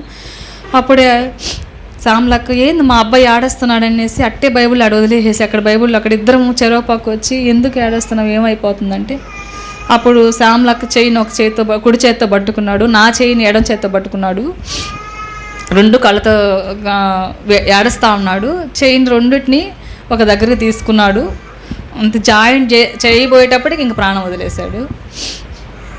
ఇంకంతే, అదొక్కటి చేశాడు, అదొక్కటే మాట్లాడింది కూడా. ఆయనకు బాగా లేకుండా వచ్చిన తర్వాత అదొక్కటే చేశాడు. పిల్లలు ఎట్టా అన్నాడు అంతకుముందు, ఇట్లా ఏం చేస్తావు అంటే నీకేం కాదు, మనం పిల్లలు మనం బాగుంటామంటే పిచ్చిది ఇంకా ఆలోచిస్తుంది అనుకున్నాడు. ఆయనకు అర్థమైపోయింది, 4 రోజుల క్రితమే అర్థమైపోయింది నేను చనిపోతానని. కానీ చెప్పడం రాలేదు, చెప్తే బాధపడతానని ఏమనుకున్నాడో నిలుచుకున్నాడు. అంటే అట్లాగే మింగేశాడు, మరణాన్ని ఎట్లా మింగేశాడు అట్లా మింగేశాడు. అంతే, మరణం అయిపోయాడు. ఇంకా అన్నీ అయిపోయినాయి. అప్పుడు కూడా నేను, మీరు నమ్మరు, స్తుతులు చెప్పుకుంటా ఈ 1000 స్తుతులు నా నోట్లోకి వెళ్ళిపోయి ఉన్నాయి. ఆ స్తుతులు ఆయన చనిపోయి ఆడ పడుకోబెట్టుంటే నాకు చనిపోయినాడు ఏం తెలియలేదు. ఆ 1000 స్తుతులు చదువుకుంటూ ఆయన చెవి దగ్గర పడుకునేసి స్తుతులు చెప్పుకుంటా పడుకునేస్తున్నాను. స్తుతులే ఇంక ఆయన చనిపోయినాడా, ఏడ పడుకోబెట్టారు ఏం నాకు తెలియదు. 3 నెలలు నాకు అసలు నాలో నేను లేను, అసలు నేను తింటున్నానా లేదు, అసలు ఏమీ తెలియదు నాకు. అలాగే నాకేది గుర్తొచ్చిందంటే, లాజరు 3 నెలలు బ్రతికొస్తాడు కదా, అలాగే వస్తాడని ప్రతిరోజు గుమ్మం వైపు చూస్తూనే ఉండేదాన్ని, అడుగుతూనే ఉండేదాన్ని, ప్రభువా లాజర్ని బతికిచ్చావు కదా, బ్రతికిచ్చు, వస్తాడు 3 నెలలు అలాగే ఉండిపోయినాను. చూస్తూనే ఉండేదాన్ని, అట్లాగే ఏడ్చుకుంటూ ఉండేదాన్ని, బాధపడుతూ ఉండేదాన్ని, దుఃఖపడుతూ ఉండేదాన్ని. కొద్ది కాలం తర్వాత అట్లాగే ఏడుస్తూ ఉంటే 1 year 2012 అంతా అలాగే జరిగింది. 2013లో మళ్ళీ నాకు మళ్ళీ బ్రెస్ట్లో లెఫ్ట్ బ్రెస్ట్లో చిన్న గడ్డలు వేసింది. ఇది ఎందుకు వచ్చింది ప్రభు అని ఎవరికి చెప్పుకోకుండా నేను గవర్నమెంట్ హాస్పిటల్కి తిరిగాను, 15 రోజులు తిరిగాను. ఎవరికి చెప్పలేదు, భయపడతారని. ఆమె ఏమంటే అదేం కాదమ్మా, పాలగ్రింది, బయట మెడిసిన్ తీసుకో, నేను రాసిస్తానంటే తెప్పించుకోరు. ఇంకా 1 నెల రోజులు వెయిట్ చేశాను, అదేం తగ్గలేదు. అప్పుడు చెప్పాను శ్యామలక్కి, సరే ఎందుకైనా మనం నెల్లూరుకి పోదామని చెప్పి నెల్లూరుకి తీసుకెళ్ళింది. అక్కడ చూసి వాళ్ళు కూడా ఏం లేదు, నార్మల్ గడ్డి, ఆపరేషన్ చేసేస్తారు. ఆపరేషన్ చేసి మీరు హ్యాపీగా ఉండొచ్చు, మీకేం కాదు, అట్లా ముందు సిచ్యువేషన్ అంతా చెప్పాము, ఇట్లా మా ఆయనకి ఇట్లా క్యాన్సర్ ఇట్లా అని చనిపోయారంటే అదేం కాదులేమ్మా, అది మంచి గడ్డి అని చెప్పారు. అప్పుడు అది పైకి పంపించారు. హైదరాబాద్ పోయిన తర్వాత అది మళ్ళీ ఎందుకు రీసెర్చ్ చేశారో నాకైతే తెలీదు. మరి నాకు పునర్జన్మ ఇచ్చాడేమో దేవుడు, నాకైతే తెలీదు. అప్పుడే కానీ వాళ్ళకి ఆపరేషన్ చేసి ఇంక బాగుందని చెప్పేసి ఉంటే మేమైతే దాన్ని చూసుకోవడము, ఇంక నాది ఎలా అయిపోయిందో నాకైతే తెలిసి ఉండదు, చనిపోయి ఉండేదాన్ని. మరి ఎందుకు వాళ్ళు రీసెర్చ్ అయిపోయి అన్నీ అయిపోయిన తర్వాత మళ్ళీ ఎందుకు చేశారో, ఎందుకు వాళ్ళకి ప్రణాళిక వచ్చిందో అసలు అర్థం కాదు. 1 నెల అయిపోయిన తర్వాత మళ్ళీ ఫోన్ చేసి మీరు ఇమీడియట్గా హాస్పిటల్కి రండి అని చెప్పారు. సరే బాగుంది కదా, ఎందుకు ఇమీడియట్గా ఆపరేషన్ రమ్మంటున్నారని వెళితే, అమ్మాయి క్యాన్సర్ స్టార్టింగ్ స్టేజ్ ఉంది, ఇమీడియట్గా మీరు ట్రీట్మెంట్ స్టార్ట్ చేసేద్దాము, ఆపరేషన్ అయిపోయింది కదా, కలిపెట్టేసాం కదా అని అంటే, అప్పుడు నేను మళ్ళీ మా సిస్టర్ శ్యామలకి ఇద్దరం వెళ్ళాము, ఏడ్చుకుంటూనే వెళ్ళాము. ఇంక ఇక్కడ వద్దు మనకు అనేసి, ఇంక ఇంత బాధ వద్దు, ఇంక మళ్ళీ ఇక్కడ ఉండకూడదు మనం అనేసి అప్పుడు చెన్నైకి రిపోర్ట్స్ తీసుకెళ్ళడము, అక్కడ చూపించడం, వెంటనే ట్రీట్మెంట్ స్టార్ట్ చేయడం. నాకు కూడా ఒక 10 lakhs దాకా ఖర్చు అయిపోయింది. నిజంగా ఆ కుటుంబానికి కూడా నేను రుణపడి ఉండాలి. ఎందుకంటే నా కోసం అంత చేయడం అనేది కూడా నిజంగానే నా జీవితంలో అది కూడా అంటే ఎందుకంటే నేను ఏ రోజు కూడా వాళ్ళ గురించి చెడుగా చెప్పుకున్నదాన్ని ఎప్పుడు కాదు. వాళ్ళు ఎన్ని చేసినప్పటికీ కూడా అది నా వ్యక్తిగత జీవితం ఇప్పటికీ కూడా నాకు మాత్రమే తెలుసు, దేవుడికి మాత్రమే తెలుసు. నేను ఎప్పటికీ ఎవ్వరికి, అక్కకి మాత్రం ఏదన్నా నాకు ఎక్కువైపోతే కొన్ని చెప్పుకునేదాన్ని, కానీ ఎవ్వరికి చెప్పుకునేదాన్ని కాదు. కానీ వాళ్ళు నా కోసం ఇన్ని చేశారు కదా, నా తల్లిదండ్రులు చేయాల్సింది వీళ్ళు చేశారు కదా, ఇది చాలు ఈ జీవితంలో అనుకునేదాన్ని. అప్పుడు స్టార్ట్ అయింది. ఇంకా అప్పటి నుంచి నేను బాప్తిసం తీసుకోవాలి, నా జీవితం ఇంకొద్దు, ఈ దేవుళ్ళతో నాకు వద్దు, ఈ దేవుళ్ళు కాదు, ఇంక నేనంటే ఇంక యేసుక్రీస్తుని నమ్మాలి, ఒక నిజం తెలుసుకోవాలి, అసలు ఏంది దేవుడు అంటే ఏందని అప్పుడు వెతకడం స్టార్ట్ చేశాను. 3 నెలలు శివయ్య, పార్వతీదేవి, అలాగే వెంకటేశ్వర స్వామి, అలాగే సాయిబాబా, ఈ మూడు నెలలు ముగ్గురు దేవతలు సాయిబాబా ఎదురుగా కూర్చొని ఎలా గుడిలో ఉంటాడో అలాగే ఫేస్ టు ఫేస్ కూర్చొని అట్లే వచ్చి, ఏమ్మా నువ్వు మొదట నీ అన్నం నేను ఇక్కడ సాయిబాబా గుడి కడితే ప్రతిరోజు ఉదయం స్నానం చేసి 12 గంట అప్పుడు 12 గంటల ఆరతికి మొత్తం అన్నం వండుకొని ఆ యొక్క ప్రసాదం పెట్టాలన్నమాట. అక్కడ ఆ అన్నంలో నెయ్యి వేసుకొని ప్రతిరోజు ఒక ముద్ద ఆయనకి తీసి పెట్టి, తర్వాత ఇంట్లో వాళ్ళకి వచ్చి 2 అయ్యేది నేను ఇంటికి వచ్చి అన్నం తినేటప్పటికి, అప్పుడు వచ్చి అన్నం తినేదాన్ని. అప్పుడు అన్నాడు సాయి, ఏమన్నాడంటే, అమ్మ నేను ప్రతిరోజు నువ్వు తెచ్చే ప్రసాదం కోసం ఎదురు చూస్తూ నీ కోసం ఎదురు చూస్తూ ఉన్నాను కదా, ఎందుకు నన్ను దూరం పెట్టేశావంటే నేను ఒకటే అన్నాను, సాయి నిజమే సాయి, నా ప్రసాదం నువ్వు తిన్నావు కదా, మరి నాకెందుకు ఈ జీవితం ఇచ్చావు, పుట్టుట మరణం అవ్వట సహజం అన్నాడు. నిజమే సాయి, పుట్టడం మరణం అవ్వడం కరెక్టే కాదనిలే సాయి, కానీ మరి నా చిన్న జీవితంలో నా బిడ్డలకి ఊహ తెలియకుండానే నువ్వు తీసుకోవడం కరెక్ట్ కాదు కదా సాయి అని అంటే, లేదు అవి కొన్ని జరిగిపోవాలి అంటే, లేదు సాయి ఎందుకు చేయకూడదు, మీరు నా భర్తను కొన్ని రోజులు ఉంచచ్చు కదా, నేను జీవితకాలం అనలేదు, నా పిల్లలకు ఊహ తెలిసేంతవరకు ఉంచచ్చు కదా అని అంటే, సరే సాయి నేను ఒకటి అడుగుతాను, అసలు దేవుడు ఎవరు సాయి అన్నాను. దేవుడు ఎవరు అంటే నీకు తెలుసు కదా అన్నాడు. తెలుసు సాయి, నేను నిన్ను అడుగుతున్నాను సాయి, నాకు దేవుడు ఎవరు చెప్పంటే, దేవుడు ఎవరు అని అంటే, నిజంగా మీరు దేవుళ్ళా, యేసుక్రీస్తు వారి దేవుడా అడిగాను వాళ్ళని. అట్లా అడిగాను ప్రశ్న. అడిగినప్పుడు ఆయన అసలు ఏమీ సమాధానం చెప్పలేదు. 3 నెలలు అలాగే వచ్చాడు, ఇలాగే వెళ్ళిపోయాడు. తర్వాత శివుడు, పార్వతి సేమ్ అదే పరిస్థితి. నిద్రపోవాలంటే మీరు నమ్మరు, నేను ఈయన చనిపోయిన తర్వాత ఆ సంవత్సరం 2012 అంతా నిద్రపోలేదు అసలు.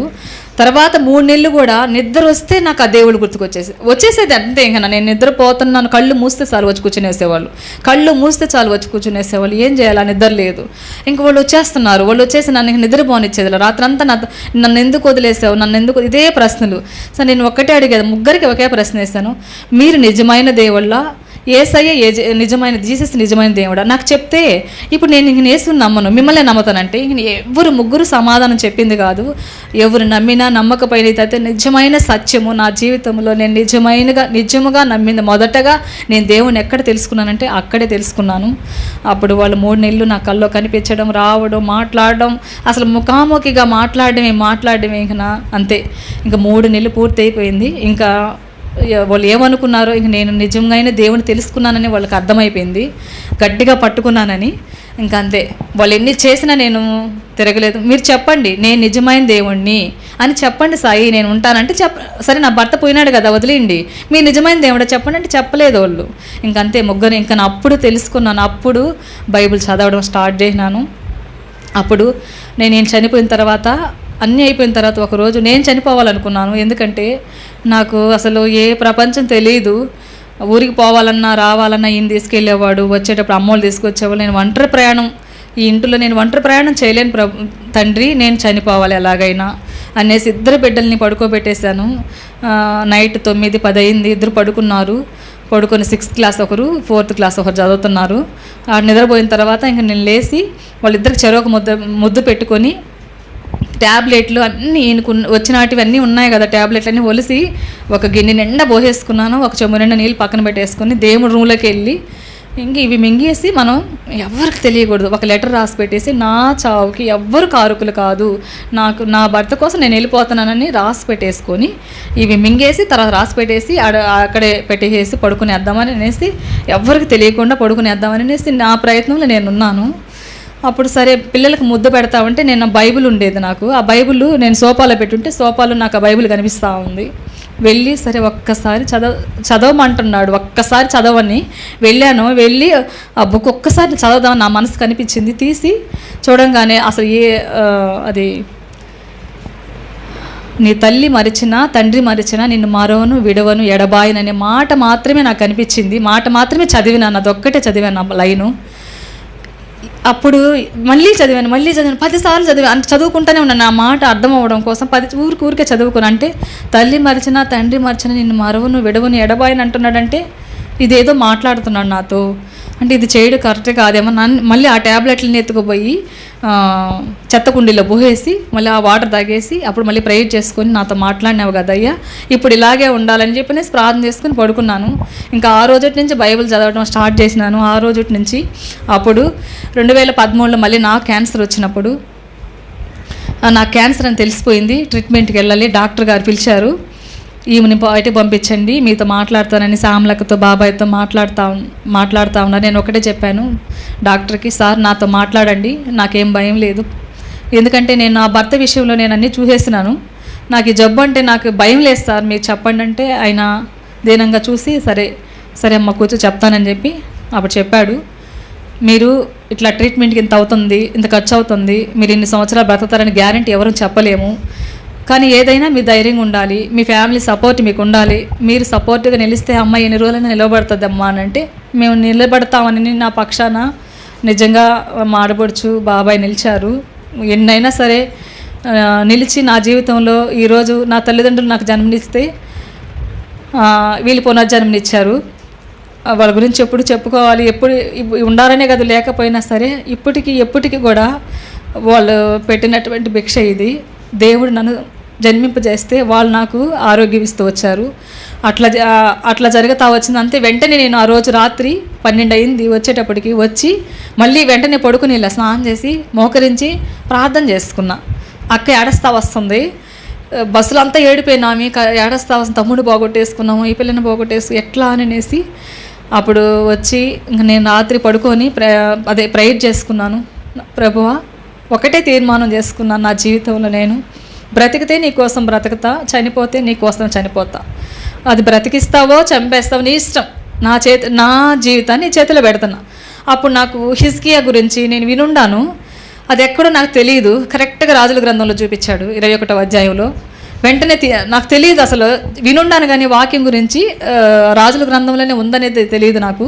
కరెక్ట్గా రాజుల గ్రంథం 21 అధ్యాయం చూడమంటే వెంటనే తీసి చూడంగానే ఆ హిజ్కియా గురించి చూపించాడు దేవుడు. అదంతా చదివాను, ఆ అధ్యాయం అంతా చదివి, ప్రభువా నిజమే, ఆయన నీతిమంతుడు, ఆయన న్యాయవంతుడు, ఆయన అసలు ఏ తప్పు చేయలేదు, ఆయన చెప్తున్నాడు, విన్నవించుకుంటున్నాడు, అయ్యా నాలో ఏదీ లేదు కదయ్యా, నీకు తెలుసు కదయ్యా నా గురించి అని తెలియపరచుకున్నా. మరి నాలో ఏముంది ప్రభువా, నాలో నా మంచిదాన్ని కాదు కదా ప్రభువా, మరి నేను ఎలా చెప్పుకోవాలి నీ సన్నిధానంలో? అయినప్పటికీ నేను అదే అడిగిన దేవుడిని, అయినప్పటికీ ప్రభువా ఇప్పుడు నుంచి నేను హిజ్కియా ఎంత గొప్ప వ్యక్తో ఎంత గొప్ప రాజో నాకు తెలియదు, మీరు బైబిల్లో రాసి పెట్టినారు కాబట్టి నేను చదివా, కానీ ఆయనకి 15 సంవత్సరాలు మీరు ఆయుష్ని పొడిగించారు, నాకైతే ఎన్ని సంవత్సరాలు మీరు పొడిగిస్తారు ప్రభువా నా జీవితంలో నేను ప్రేయర్ చేసుకుని పడుకుంటే నాకు 30 ఇయర్స్ చూపించాడు దేవుడు. ఆ రోజు రాత్రి చూపించాడు 30 ఇయర్స్. కానీ ఇంకా ఎక్కువ కూడా బ్రతకచ్చు, అది ఆయన ఇష్టం, ఆయన చేతుల్లో ఉంది. నాకు 30 ఇయర్స్ చూపించినాడు. నాకు హిజ్కియాకి అయితే 15 సంవత్సరాలు, ఎందుకంటే 15 సంవత్సరాల లోపే నా పిల్లలు చదువు అయిపోతుంది, నాకు ఇంకా కావాలి ప్రభు ఎక్కువ వయసు, నాకు 15 సంవత్సరాలు నాకు చాలు ప్రభు, నా పిల్లల జీవితాలు చూడాలి కదా నేను అని అంటే అప్పుడు నాకు 30 ఇయర్స్ చూపించాడు. 2016లో చూపించాడు. అది 2013లో నేను బాప్తిసం తీసుకున్నాను. 2013లో బాప్తిసం కూడా ఎలా తీసుకున్నానంటే, మా ఇంట్లో దేవుడు అంటే అసలు ఇష్టం లేదు, అందరూ విగ్రహారాధకులే, విగ్రహాలకైతే పూజలు చేయరు కానీ వాళ్ళైతే విగ్రహారాధకులే, అంటే దేవుడు అంటే తెలియదు, ఈ లోక దేవుడు అంటే తెలియదు, అయినా దేవుళ్ళు నమ్ముతారు. నాకు ఈ లోక దేవుళ్ళు అంటే తెలుసు, అయినా నేను చెప్పేది వాళ్ళకి అర్థమయ్యేది లేదు. శ్యామలక్క నాకు ఒక భరోసాగా నిలిచింది, తీసేసుకో, ఏదైతే ఏదైంది నేను నిలుస్తాను, నీ వెనక నువ్వు తీసేసుకో, ఇంట్లో వాళ్ళకి ఎవరు చెప్పకుండా తీసేసుకునింది. సరే అత్తమ్మ కన్నా చెప్పాలి కదా, రేపు ఒకరోజు మళ్ళీ అడుగుతారనేసి ఆడ పిల్లలు నేను శ్యామలక్క అత్తమ్మ కలుసుకొని, మా ఏమైంది, కొడుకునే పోగొట్టుకున్నాము, ఈ పిల్లనన్నా బతికించుకున్నాము, ఆ పిల్లకాయలకి ఆడపిల్లకాయలు తల్లి కావాలి కదా అని అంటే, సరే నీ ఇష్టం అనింది, ఆమెకు తెలీదు, నీ ఇష్టం అనింది. సరే నేను మీ మామయ్యకి కూడా చెప్పను, ఎవరికి చెప్పను, నువ్వు తీసేసుకొని చెప్పింది. అప్పుడు నా పిల్లలు కూడా, అమ్మ పూజలు అయితే వాళ్ళ తాతయ్యకి సాయంత్రం అయితే దీపం పెట్టాలా, అప్పుడైతే తాతయ్యకి అయితే మేము ఉన్నాం కదమ్మా, మేము పెడతాము దీపము, అన్నీ మేము చేస్తాము, నువ్వు బాప్తిసం తీసేసుకొని నన్ను ప్రోత్సహించారు. బాప్తిసం నేను 14వ తేదీ తీసుకున్నాను, ఏప్రిల్ 14, 2014లో. కానీ నాకు 4వ తేదీ నాకు ముగ్గురు పాస్టర్లు వచ్చి బిందులతో, నాకు తెలియదు, రాసి పెట్టుకుంటాను ప్రతిదాన్ని నేను నాకు దర్శనాలు ఇస్తే. అది ఎప్పుడు నాకు దర్శనం ముందుగానే 4వ తేదీ ముగ్గురు బ్రదర్లు వచ్చి బిందులతో, ఇత్తల బిందులతో వచ్చి నాకు స్నానం చేయించారు. అది నాకు తెలీదు, అదైతే రాసి పెట్టుకో ఉన్నాను. బాప్తీసం తీసేసుకున్న తర్వాత వెళ్ళాను, బాప్తీసం సిద్ధపడి ప్రైడ్ చేసుకొని సామ్లక్క చెప్పేసి వెళ్ళిపోయాను. అటు వైట్ శారీ అవన్నీ తీసిచ్చింది, తీసుకొని వెళ్ళిపోయేసి మా అన్నోళ్ళు దేవుడిని నమ్ముకుంటే అక్కడికి వెళ్ళి నెల్లూరు దగ్గర తీసుకున్నాను. ఆడ పెద్దయ్య గారు వచ్చి ఆడ బాప్తీసం, అమ్మ నువ్వు నిజంగా నమ్ముకుంటున్నావా, నువ్వు మళ్ళీ ఇంట్లో వాళ్ళు ఏమైనా ఇబ్బంది పెడితే వెళ్ళిపోతావా, వెనక్కి వెళ్ళిపోతావా, ఏంది పరిస్థితి అంటే, నా మరణం అయ్యేంత వరకు నేను వెళ్ళను పెద్దయ్య గారు, నేను తీసుకుంటాను, ఏమైతే అయింది నేను తీసుకుంటాను, మా ఆడబడుచు నాకు సపోర్ట్గా ఉందంటే అప్పుడు ఆయన ప్రార్థన చేసి బాప్తీసం పంపించాడు. ప్రార్థన చేసి బాప్తీసం తీసుకొని వచ్చాము. వచ్చిన తర్వాత నాకు యోహాను సువార్త 14వ అధ్యాయంలో ఒక మాట చెప్తూ వచ్చాడు. నువ్వు ఎప్పుడు కూడా నూతనంగా, ఆ మాట గుర్తు రావట్లేదు, 14వ అధ్యాయంలో ఉంది, కొత్తగా నువ్వు జన్మిస్తేనే తప్ప నువ్వు నీ దేవుని చూడవు, దేవుడి దగ్గరికి వెళ్ళవని ఆ మాట, ఒక సెంటెన్స్ ఉంది, అది నాకు చదివి అది వినిపించాడు. ఆ మాట చెప్పి ప్రార్థన చేసి తర్వాత చెప్పాడు, నాకు ఒక మాట చెప్పాడు, అయ్యగారు నేను ఎక్కడ పుట్టాను, ఎక్కడ పెరిగాను, అసలు ఇలాంటి దేవుడు ఉన్నాడని తెలియకునే ఇంతకాలం ఉన్నాను, తెలిసుంటే అసలు పెళ్ళి కానీ ఏం చేసుకోకుండా నేను నిజమైన దేవుడిని ఎరుగుంటున్నంటే నీకు ఒక ప్రణాళిక ఉందని ఆయన, ప్రతి ఒక్కరికి ఒక ప్రణాళిక దేవుడు ఏర్పాటు చేసుంటాడు నీ జీవితంలో. అక్కడ నా శ్యామ్లక్క ఉంది కాబట్టి నా జీవితం ఇలా అయింది, బ్రదర్ లేకపోతే నేను అసలు ఇప్పుడు కూడా దేవుని తెలుసుకోండను కదంటే ఆయన ఒక మాట చెప్పాడు, పిచ్చిదానా నీ పరిస్థితి ఇలా ఉంటుందనే మొదటగానే ఆమెకు తెలియదు దేవుడు అంటే ఎవరో, తెలియకముందే నీ కోసము దేవుడు ఆమెను అక్కడ సిద్ధపరిచినాడు. నీవు వెళ్తావని, నీకు ఈ పరిస్థితి వస్తుందని తెలిసే ఆమెను సిద్ధపరిచేస్తున్నాడు అక్కడ దేవుడు. ముందుగానే ఆమెకు దేవుడు అంటే తెలియదు, కానీ ఆమెను సిద్ధపరిచాడు, నీ కోసం సిద్ధపరిచాడు ఆమెని. అక్కడ మీరు ఏక శరీరాలు ఎప్పుడు ప్రార్థన చేస్తూ ఉండండి అని ఆ రోజు ప్రార్థన నీ కోసం ఆమెనిచ్చాడు అక్కడ అని చెప్పని ప్రార్థన చేసి పంపించాడు. ఆ రోజు నుంచి ఎన్నో పోరాటాలే, ఇప్పుడు దాకా ఒక పోరాటం అయితే ఇంకా ఎక్కువ పోరాటం. అసలు వెనక్కి వెళ్ళాలా, ముందుకు పోవాలా, యేసు ప్రభు నమ్ముకుంటే మీరు, అప్పుడు ఇంకా స్టార్ట్ అయిన ఇంట్లో గొడవలు. దేవుని నమ్ముకున్నది ఏమి, అదే వేరే క్యాస్ట్ దేవుడు. అసలు మామయ్య అయితే బాగా తిట్టేవాడు, సుబ్బన్ బాబాయ్ కూడా తిట్టేవాడు. ఒకసారి అయితే తీసుకొని వెళ్ళిపోని పిల్లల్ని, ఏం చూసుకొని నీకు అంత ధైర్యము, ఎట్ట దేవుని నమ్ముకుంటావు నువ్వు అని చెప్పని అన్నాడు. తీసుకుని వెళ్ళిపోని ఇంటికి, నువ్వు మీ ఇంటికి వెళ్ళిపో, పుట్టింటికి పిల్లలిద్దరిని తీసుకొని మాల మధుగోలకి ఇస్తావా పిల్లల్ని అని చెప్పని అడిగాడు. సరే అని అనేసి నేను అప్పుడు కూడా ఏం మాట్లాడలేదు, మౌనంగా కిందకి, యేసుక్రీస్తు వారు గుర్తుకొచ్చేది నాకు. మౌనంగా కిందకి, ఆ రోజు ఆయన కలువరి సిలువలో ఒక నీతిమంతుడై ఉండి పాపాత్మల కోసం తలదించుకున్నాడు. మరి నేను పాపిని, మరి నా జీవితంలో నేను తలదించుకున్నా, ఇంకా దించుకోవాలనేసి ఆయన ఎన్ని చెప్పినా నాకు వినిపించలేదు. ప్రభువా అంటే నిలుచుకున్నాను. ఎవరిని చూసుకుని నీకు ధైర్యం అంటే నేను ఒకటి అడిగాను, ప్రభువా నిన్ను చూసుకుని నాకు ధైర్యం అయ్యా. అది కూడా చెప్పుకోలేక గమ్మగా మనసులోనే పెట్టుకుని, ఎందుకంటే ఆయన ఎన్నో మన జీవితంలో చేశాడు, ఆయనకి ఎదిరించకూడదు, ఎప్పుడు ఎన్ని వచ్చినా సరే ఆయన ఎదిరించకూడదని నేను నిర్ణయించుకున్నాను. నా తల్లిదండ్రులకు నాకు అదే చెప్పారు, ఎన్ని వచ్చినా ఆయన మాటే వినాలి తప్పితే నువ్వు వెనకపోవడానికి లేదు అని చెప్పేసినారు. అంతే. నా అప్పటి నుంచి పోరాటాలు శారీరకంగా, మానసికంగా అన్నీ ఎన్నంటే జీవితంలో చెప్పలేను. చెప్తే రోజులు కాదు, నెలలు కాదు, సంవత్సరాలు కూడా చాలు నా జీవితం గురించి చెప్తే. యేసు ప్రభుని నమ్ముకుంటే మా ఆస్తులు పోతాయి, మా పొలాలు పోతాయి, అన్నీ పోతాయి అనేసి చాలా బాధపడేవాళ్ళు. మామయ్య అయితే ఒకసారి మాది ఫ్లాట్ ఉండేది సూలూరుపేటలో, ఆ ఫ్లాట్ పక్కనే చర్చి కడుతున్నారు, పోయింది ఫ్లాట్. ఈమె దేవుని నమ్ముకొని, ఇద్దరు దేవుని నమ్ముకొని, మా ఆడబడుచుని అయితే చిన్నంగా అడిగేవాళ్ళు కాదు, ఆమె మా కోసం కూడా చాలా పడింది. దేవుని నమ్ముకొని ఆ ఫ్లాట్ పోయింది, ఇంక ఎవరు కొనరు అన్నారు. అప్పుడు అక్కడే నిల్చుకొని ఆయన ఆ మాట అంటా ఉన్నాడు, మామయ్య ప్రభువా ఇది నాకు ఇష్టమైతే నేను నీకు ఇచ్చేసి ఉండేదాన్ని, అసలు దేవుని మందిరానికి ఇచ్చేసి ఉండేదాన్ని, కానీ ఇది అత్తమ్మోళ్ళది కాబట్టి నువ్వేం చేస్తావు నాకు తెలియదు, అది మళ్ళీ నాకు ఒక సాక్ష్యం పెట్టాలి ప్రభు నువ్వు అక్కడ. ఆయన నోటితోనే మళ్ళీ ఆయన అనాలంటే తిరిగి మళ్ళీ 3వ రోజు అసలు ఎన్నో బూతులు అడిగాడు. ఆ క్షణము అంతే వెంటనే ప్రైజ్ చేసుకున్నాను, ప్రభువా నీకు తెలియకుండా ఏది నా జీవితంలో లేదు ప్రభా అని. అప్పుడు వెంటనే ఆ ఫ్లాటు మళ్ళీ వచ్చి బాబాయే లేదు, వాళ్ళ మందిరం కట్టడం లేదు అని చెప్పారు. అన్నీ నా జీవితంలో ఎన్ని సాక్ష్య జీవితాలంటే, క్యాన్సర్ ఫస్ట్ ట్రీట్మెంట్ అయిపోయింది, ఇంకా నెక్స్ట్ స్కాన్ తీయాలి అంటే అన్నీ మొత్తం కీమోలు, రేడియేషను 25 రేడియేషన్ పెట్టారు, 6 కీమోలు పెట్టారు. అన్నిటినీ తట్టుకున్నాను. నిజంగా దేవుని యొక్క శక్తితో మాత్రమే. ఆ డాక్టర్లకి ఆశ్చర్యపోయేది, ఎందుకంటే ఒక్కొక్క ఇంజక్షన్ 35,000 నాకు వేసింది.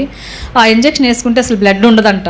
ఎంతోమందికి మేము చూసామమ్మా, నీకు అసలు బ్లడ్ ఉందంటే ఎప్పుడు కూడా 9 పాయింట్లు 11 పాయింట్లు తగ్గేది లేదు బ్లడ్.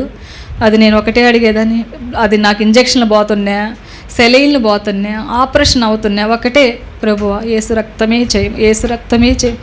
నేను నా శరీరాన్ని వాళ్ళకి అప్పగిచ్చేసి నా ఆత్మతో దేవుణ్ణి ఎప్పటికీ ఆరాధిస్తూనే ఉండేదాన్ని, మూలుగుతూనే ఉండేదాన్ని. వాళ్ళు అంత ఆపరేషన్ చేసినా, ఎన్ని చేసినా కానీ నేను మూలగుతూనే ఉండేదాన్ని. నా ఆత్మలో ఎప్పుడు మూలగుతూనే ఉండేదాన్ని, కలవరిస్తూనే ఉండేదాన్ని. అప్పుడు తర్వాత ట్రీట్మెంట్ అంతా అయిపోయింది. లాస్ట్ స్కాన్ తీయాలి. అందరం భయపడుతున్నాం, ఇంకెక్కడన్నా ఉందేమో అని అనేసి. శ్యామలక్క, బాబాయి, నేను అందరం ముగ్గురం కూర్చొని, ముగ్గురమే ఎక్కడికి పోవాలన్నా ముగ్గురమే వెళ్తూ ఉండేవాళ్ళని. ఎన్నో పడ్డాము, పోయి ఏడ్చుకుంటూ ఉన్నాము. అయిపోయింది స్కాన్ తీసేటప్పుడు నేను ప్రేయర్ చేసుకున్నాను. ఉదయం పోతే రాత్రి ఎప్పుడో 12 అయ్యేది. పాపం నా కోసం వాళ్ళు కూడా చాలా ఇబ్బంది పడేవాళ్ళు. అప్పుడు నిజంగా ప్రభువా నేను ఎప్పుడు వీళ్ళ రుణం అనుకునేదాన్ని. పడుకొని నేను ఒకటే అడిగాను, ప్రభువా నాకైతే ఏమీ తెలియదయ్యా, ఇప్పటి వరకు చాలా ఖర్చు చేశారు, నా బిడ్డల కోసం నువ్వు బ్రతికిస్తానన్నావు కదా ప్రభువా. నేను ప్రేయర్ చేసుకొని ఆ స్కాన్ తీసేటప్పుడు పడుకున్నాను. అంతే నాకు ఒక వైట్ పేపరు నాకు చూపించి అట్లాగే ఇట్లా వెళ్ళిపోతూ ఉంది వైట్ పేపరు. వచ్చి అక్కకి చెప్పాను, నాకు వైట్ పేపర్ వెళ్తూ ఉంది, రిపోర్ట్ రాకముందే చెప్పాను, నాకు వైట్ పేపర్ కనిపించింది అక్క. అంటే బాగా వస్తుందేమో మేము ప్రార్థన చేసుకున్నాం. ఆడు కూడా మిద్దు ఎన్నో అంతస్తు 5 అంతస్తులు బిల్డింగ్ పైకి ఇద్దరం వెళ్ళి, ఇక్కడ తోమా భక్తుడు పరిచర్య చేశాడు, ఇక్కడ ఆయన ఆత్మ ఉంటుంది, ఆయన పరిచర్య ఉంటుంది, మేము ఇక్కడ చేసుకున్నామంటే ఇద్దరం పోయి ప్రేయర్ చేసుకున్నాము. ఆడ కూడా ప్రేయర్ చేసాము, ఆడ కూడా సాక్ష్యం చెప్పాము. ఆ తర్వాత రిపోర్ట్ వచ్చి మీకు ప్రాబ్లం లేదమ్మా, మంచిగా ఉన్నారు, మీకేమి ఇబ్బంది లేదన్నారు.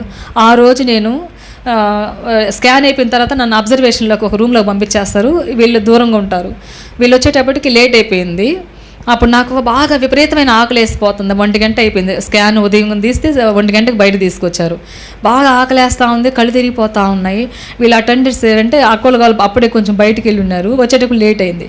ఈ లోపలే నేను అట్లే పడుకునేస్తున్న సోఫాల్లో, ఒక కుర్చీలు వేసేస్తుంటారు, సోఫాలు అట్టే పడుకో ఉన్నాను. అంతే అసలు మీరు నమ్మరు, నిజంగా ఫస్ట్ నన్ను తాకింది, ఫస్ట్ తాకింది నా భర్తని. చనిపోతాడని తెలిసినప్పుడు దేవుడు నాకు వచ్చి నా తల మీద చేయబెట్టి, ఆయనకి నొప్పులు రావన్నాడు. అప్పటి నుంచి నొప్పులు లేవు. ఫస్ట్ నాకు అప్పుడు కనిపించాడు, రెండోసారి హాస్పిటల్లో కనిపించి ఇడ్లీయే తీసుకొని వచ్చి పెట్టాడు. తినేసాను, ఆకలేస్తాను, తినేసాను. అప్పుడు అక్కోళ్ళు టిఫిన్ ఎత్తుకొని గబగబా వచ్చారు. అప్పుడు తినేసి మళ్ళీ రిలాక్స్గా పడుకునేస్తున్నా నేను. అప్పుడు వచ్చి లేమా టిఫిన్ తిందులేమ్మా, లేట్ అయిపోయింది, మమ్మల్ని పిలవలేదు ఇలా అనేది. అయ్యో పర్వాలేదు లేక నేను అప్పుడు తిన్నాను కదా అక్క ఇడ్లీ అంటే, ఎప్పుడు తిన్నావు మే అనింది. తినేసాను కదా ఇడ్లీ అని చెప్పానంటే, ఇది చూడు చెమ్మగోడు ఉంది అని చెప్పాను. అదేంది ఎప్పుడు తిన్నావు ఇడ్లీ అని చెప్పండి. ఫస్ట్ డే నాకు జరిగింది అది. అప్పుడు అవునా ఇది యేసుప్రభు పెట్టాడేమో. అప్పుడు దాకా తెలియదు నాకు యేసుప్రభు పెట్టాడని. అప్పుడు గుర్తు వచ్చింది, అమ్మా దేవుడు పెట్టాడా ఇదేననేసి. అంటే అప్పుడే అక్కకు వచ్చి పెట్టిందని అనుకుంటున్నాను. పెట్టావు కదా అక్క మళ్ళీ ఎత్తుకొచ్చావు అని అంటే, లేదు నేను ఇప్పుడే వస్తున్నాననింది. అప్పుడు ఒకసారి జరిగింది. తర్వాత అది అయిపోయిన తర్వాత ఇంకా నా అప్పటి నుంచి ఎట్లో కొంచెం దేవుని దయ వల్ల, ఆయన కృప వల్ల జీవిస్తూ వచ్చాను. తర్వాత ఒకరోజు అట్లాగే పడుకొని ఏడ్చుకుంటూ వింటా ఉన్నాను వాక్యం. ఒక రోజు దేవుడు ఎక్కడో ఉండరు, మీ పక్కనే ఉంటాడని. అందరూ ఇంకా నాకు ఒంటరిగా పిల్లల్ని హాస్టల్ వేసేసాను, ఒంటరిగా పడుకుంటా ఉన్నాను. పడుకునేటప్పుడు ఒకరోజు విపరీతంగా ఏడ్చుకుంటున్నాను, ప్రభువా ఎవరు లేరు కదా, ఒంటరి దాన్ని అయిపోయినానే, పిల్లలు కూడా హాస్టల్ వెళ్ళిపోయినారే, 4 గోడల మధ్య ఉన్నాను. నిజంగా నువ్వు దేవుడు కదా, నువ్వు పక్కనే ఉంటావంట కదా, ఇప్పుడు నేను పడుకున్నాను, నా పక్కన నువ్వు ఉన్నావా అనేసి ప్రేయర్ చేసుకొని ఏడ్చుకుంటూనే బైబిల్ని హృదయాల మీద పెట్టుకొని కళ్ళనీళ్ళు కారిపోతూ ఉన్నాయి, పెట్టుకున్నాను. అంతే, వెంటనే ఒక 5 minutes అంటే నిద్రలో కూడా జారలేదు, తెలుస్తుంది నాకు. వెంటనే ఆ గోడల నుంచి, నేను ఎప్పుడు బైబిల్ని ఒక పక్క పెట్టుకుంటాను, ఎందుకంటే అక్కడ నా తండ్రి ఉంటాడని పక్కనే పెట్టుకుంటాను. ఆ గోడల నుంచి నాకు ఒక వాక్యం, గ్రీన్ కలర్ వాక్యము, నీటి బిందువులతో రాసింది, భయపడకము నీకు తోడుగా ఉన్నానని వాక్యము వచ్చింది. నాకు స్వరం వినిపించింది. నేను ఆ స్వరం వినంగానే లేచి భయపడిపోయేసి వెళ్ళిపోయినాను, గుమ్మం దాకా వెళ్ళిపోయేసి. అప్పుడు నాకు అక్కడ వెలిగింది, అయ్యో యేసయ్య కదా నాతో మాట్లాడింది. అప్పుడు స్వరం వినిపించాడు. అప్పుడు దాకా నాకు స్వరం వినిపించలేదు, అప్పుడు నాకు స్వరం వినిపించింది. 2016లో స్వరం వినిపించింది నాకు. అప్పుడు తర్వాత అప్పటి నుంచి ఇంకా ఎక్కువగా దేవుడు మాట్లాడడం, ప్రతిదీ మాట్లాడడం. ఏదన్నా కావాలన్నా దేవుని దగ్గర అడిగితే వెంటనే ఎవరో ఒకరి దగ్గర సహాయం చేయడం, శ్యామలక్క ద్వారా ఎవరో ఒకరి దగ్గర. ఎక్కువగా మాకు సహాయం ఎక్కడి నుంచి వచ్చిందంటే శ్యామలక్క బాబాయ్ దగ్గర, తర్వాత నా పుట్టింటి వాళ్ళ దగ్గర సహాయం ఇస్తూనే వచ్చింది. తర్వాత అక్కడి నుంచి నా జీవితంలో చాలా కష్టాలే అనుభవించాను. కష్టాలే చెప్పాలంటే, సంతోషం అనేది నా జీవితంలో నవ్వుకున్న రోజులు, సంతోషపడిన రోజులైతే ఎప్పుడూ లేదు. ఎప్పుడు సంతోషపడ్డానంటే యేసుక్రీస్తుని నేను నిజమైన దేవుడు అని నమ్ముకున్నప్పుడు మాత్రమే. 2016లో నేను 2014లో బాప్తీసం తీసుకున్నప్పటికి కూడా నాకు తెలియలేదు. 2016లో నేను నిజమైన దేవుడని తెలుసుకొని ఆ రోజుటి నుంచి కూడా ఈ రోజుటికి కూడా ఏది నేను ప్రార్థన చేయలేకపోతున్నా నాతోనే ఉంటాడు. స్వరం వినిపిస్తాడు నాకు ప్రతిరోజు 4:30 గంటకి, కరెక్ట్గా 4:30కి నా పేరే పెట్టి పిలుస్తాడు, సుభాష్ని అని. వెంటనే నేను దిగ్గులు లేచేస్తాను. ఒక్కొక్క రోజు నాకు హెల్త్ బాగాలేనప్పుడు, ప్రభువా నేను లేనయ్యా, నా ఆత్మతో నేను ఆరాధిస్తానని. శరీరం ఒక్కటే మంచం మీద ఉంటుంది, కానీ ఆత్మ అయితే ఎప్పుడు దేవునితో సిద్ధంగానే ఉంటుంది. కానీ అది కాదు కదా, శరీరాంతోనే మనము ఈ శరీరాన్ని జయించాలి. ఈ శరీరమే మన పాపము. అప్పటి నుంచి అలా జరిగిపోతూ వచ్చింది. పిల్లల విషయంలో నా జీవితంలో ఎన్ని సాక్ష్యాలు చెప్పాలంటే సాలువు. ప్రతిదీ దేవుని సన్నిధానంలో ప్రార్థించే పొందుకుంటూ వచ్చాను. పిల్లల విషయాల్లో పొందుకుంటూనే వచ్చాను. తర్వాత ఆత్మీయంగా పొందుకుంటూ వచ్చాను. నా జీవితంలో పొందుకుంటూ వచ్చాను. ఇప్పటి వరకు కూడా నా జీవితాన్ని ఇంకా మీదట కూడా సాక్ష్య జీవితాలతో అందరికీ ఆదర్శంగా, అందరినీ దేవుని సన్నిధిలో నడపాలన్న చివరి ఆశ. ఈ ఆశని దేవుడు తీరుస్తాడని. ఇంకా ఎంతో చెప్పాలి, కానీ సమయం లేదు కాబట్టి ఈ చిన్న సాక్ష్యం యేసుక్రీస్తు నామములో సమర్పించుకుంటున్నాను.